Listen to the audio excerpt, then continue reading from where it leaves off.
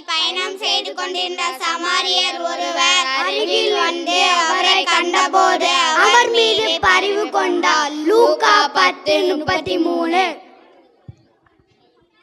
அதற்கு ஆபிரகாம், மகனே, நீ உன் வாழ்நாளில் எல்லாம் நலன்களையே பெற்றார். அதே வேளையில் லாசர் இந்நலங்களை அடைந்தார். இப்பொழுது அவர் இங்கே ஆறுதல் பெறுகிறார், நீயோ மிகுந்த வேதனைப்படுகிறாய். லூக்கா 16:25.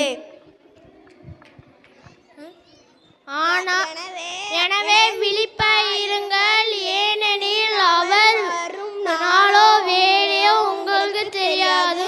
மத்தேயு 21:13. ஆனால் இன்னும் சில விதைகள் நல்ல நிலத்தில் விழுந்தன.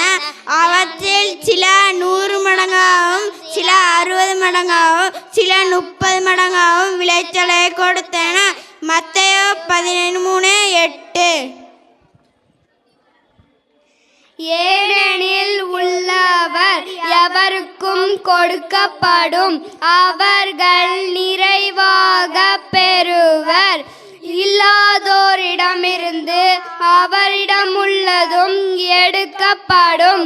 பயனற்ற இந்த பணியாளை பரம்பையிலுள்ள இருளில் தள்ளுங்கள், அங்கே அழுகையும் அங்கலாய்ப்பும் இருக்கும் என்று அவர் கூறினார்.